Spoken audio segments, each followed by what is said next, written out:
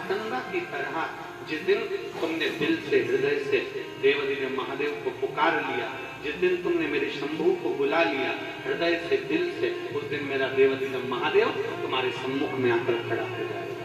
उस दिन तुम्हारे सम्मुख में कथा करती है मां और दूसरा महादेव। हाथ हमारे ऊपर हो, मां का हाथ हो और मेरे देवादिदेव महादेव का साथ हो। अगर ये दो चीज है हमारे साथ में तो दुनिया में कोई बल नहीं कि तुमको डुबा दे, तुम्हारा हाथ पकड़कर महादेव पार जरूर लगा दे।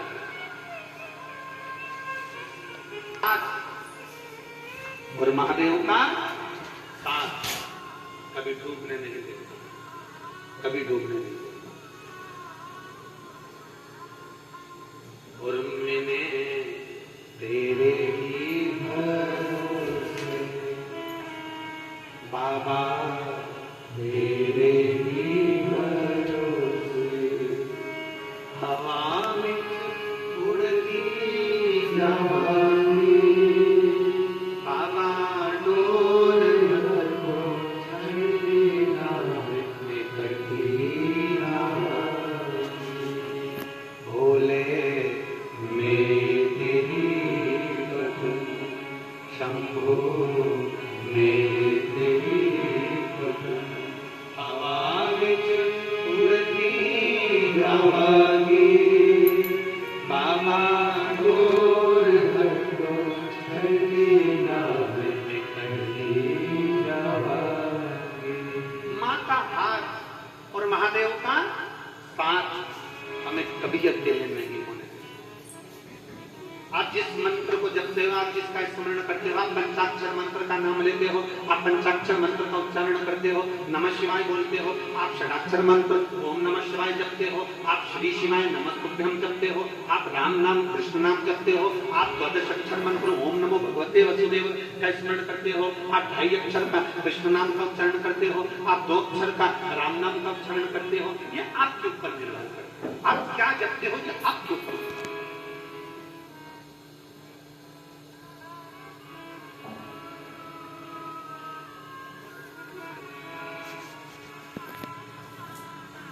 बस इतना याद रखो, राम जपो, कृष्ण जपो, शिव जपो, दत्त जपो, तुम्हारी मर्जी पड़े उसका भजन करो। तुम्हारा मन पड़े ओम नमो भगवते वासुदेव का जाप करो, तुम्हारा मन पड़े राम कहो, शंकर कहो, श्री शिवाय नमस्तुभ्यं कहो, नमः शिवाय कहो, ओम नमः शिवाय कहो, तुम्हारी मर्जी पड़े उस मंत्र को जपो। पर इतना याद रखना कि तुम्हारा विश्वास उस मंत्र के प्रति प्रबल होना चाहिए, तुम्हारा विश्वास उस मंत्र के प्रति पक्का होना चाहिए। जिस मंत्र को हम जप रहे हैं, जिस मंत्र की हम साधना कर रहे हैं, उस मंत्र के प्रति तुम्हारा भरोसा पक्का होना चाहिए।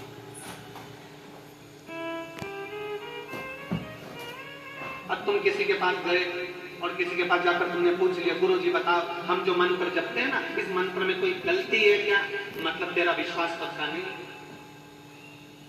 आपने फिर किसी से कहा गुरु जी हम ये वाला पाठ करते हैं, इसमें कोई गलती है क्या? मतलब तेरे पाठ में तेरा विश्वास नहीं।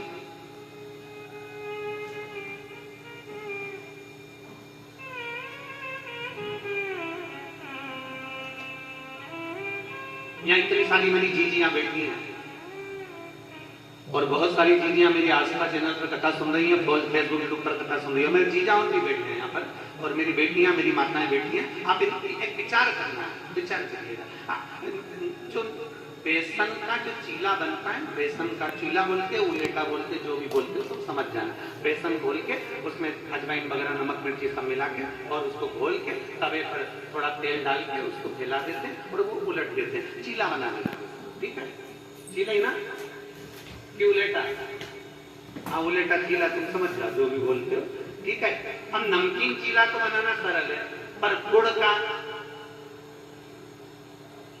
तुम कितनी भी होशियार और घर में बूढ़ी बूढ़ी सास भी इतनी होशियार तो भी मीठा उलेटा चीला तो पहले नंबर का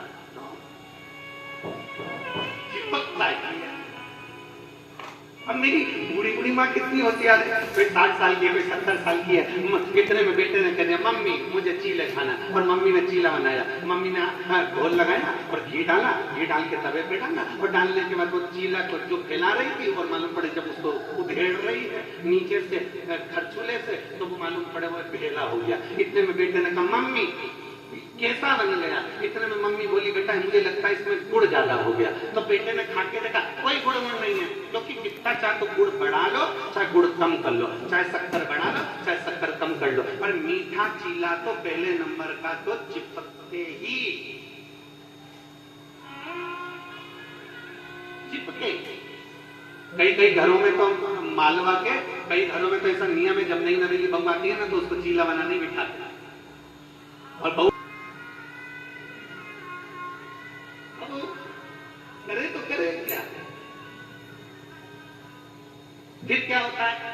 पहला चीला गड़बड़ हुआ, दूसरा थोड़ा सा ठीक हुआ, तीसरा थोड़ा सा ठीक हुआ, चौथा थोड़ा सा ठीक हुआ, उसके बाद में जब 3 चीले पूरे हो गए, चौथे चीले का नंबर आया तो मेरी जीतियां यहाँ बैठी है कि कोई चीला चिपकता नहीं है, धड़ाधड़ बनते चले जाते हैं और लोग खाते चले जाते हैं, बड़े प्रेम से खाते हैं। बस पहले नंबर का चीला गड़बड़ होगा, दूसरे नंबर का चीला थोड़ा ठीक होगा, तीसरे नंबर का चीला ठीक होगा और चौथे नंबर का पूरा ठीक हो जाएगा। उसी तरह 55 गड़बड़ हो गया, पहला चीला गड़बड़ हो गया ना, हो जाने दो। दूसरा चीला जवानी गड़बड़ हो गई ना, हो जाने दो। तीसरा चीला अधेड़ी गड़बड़ हो गई ना, हो जाने दो। पर चौथा चीला तुम्हारा गड़बड़ नहीं होगा, ये पक्का है, बुढ़ापा अच्छा निकलेगा। जिसने शिव की भक्ति करिए उसका चौथी अवस्था ठीक हो जाएगी। बचपन खेल में खोया, जवानी नींद भर सोया, बुढ़ापा देख कर रोया, सिराने मौत हंसती है। अंत समय में चौथी अवस्था सुधारना है, फिर अभी से रमना पड़ेगा, अभी से लगना पड़ेगा। जो अभी से रम गया, अभी से लग गया, ये मत सोचो कि मैंने जो मंत्र पढ़ा वो गलत गड़बड़ है, मैंने जो पाठ करा वो गलत है। मैं गीता जी का पाठ करती हूँ, मुझे पढ़ना नहीं आता, मुझे श्लोक नहीं आता, मुझे शब्द नहीं आते, मुझे अक्षर नहीं आते, सब बात की बात। अगर आपके मन में भाव हो, परम पूज्य संत शिरोमणि भारत के बड़े विख्यात कथाकार परम पूज्य श्री गुजरात के रहने वाले डोंगरे जी महाराज, जिन्होंने श्रीमद् भागवत कथा को जन जन मानस तक पहुंचाया था। परम पूज्य डोंगरे जी महाराज ने जो कथा के इतने रसिक थे कि उनकी कथा जब होती थी तो हजारों भक्त, जैसे लाखों भक्त आज शिव पुराण की कथा को प्रियता से आनंद से श्रवण करते हैं। श्रीमद् भागवत कथा का प्रचार करने वाले इस पृथ्वी पर भागवत कथा वक्ता अगर कोई हुए हैं तो परम पूज्य श्री डोंगरे जी महाराज हुए हैं, जिन्होंने घर घर तक भागवत को पहुंचाया, घर घर तक भागवत को पहुंचाया। श्री डोंगरे जी महाराज उस समय की बात है, बहुत पहले। आप कभी बनारस जाएं, आप कभी काशी जाएं, आप कभी वाराणसी जाएं, आप कभी बनारस के लिए जाएं तो बनारस में जाकर, काशी में जाकर पूछिएगा डोंगरे जी महाराज का चरित्र कोई भी बता देगा।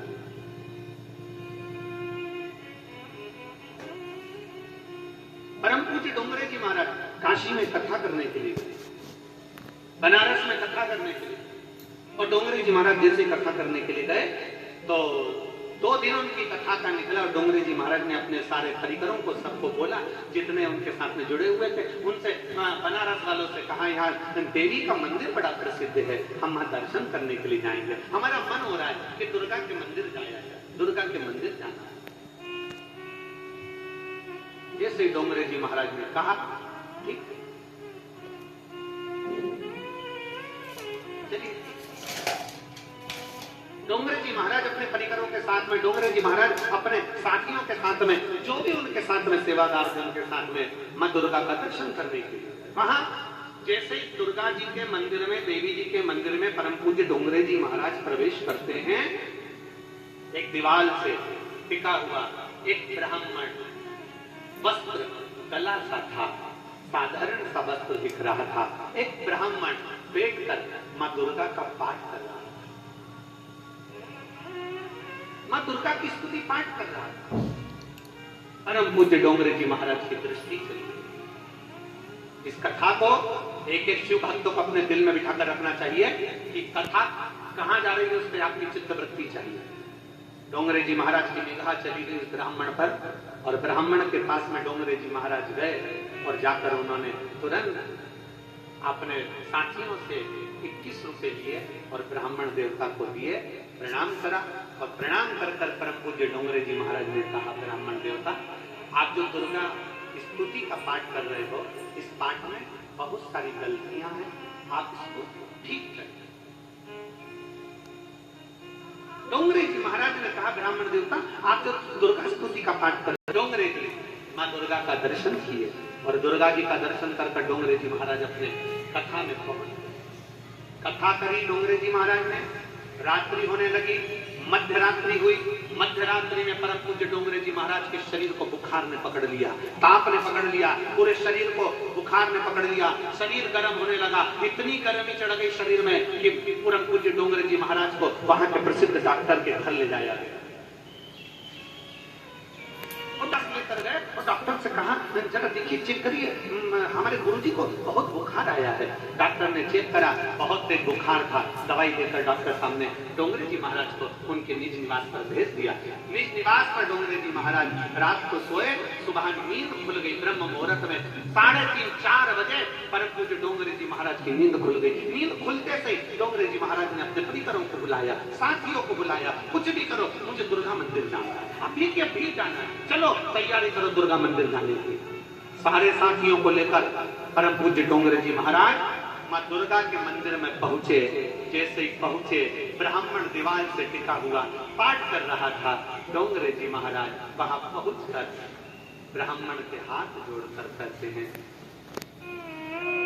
पाठ कर रहे हो? ब्राह्मण हाथ जोड़कर बोला, गुरुदेव अब मेरे पाठ में गलती नहीं हो रही है, मैं धीरे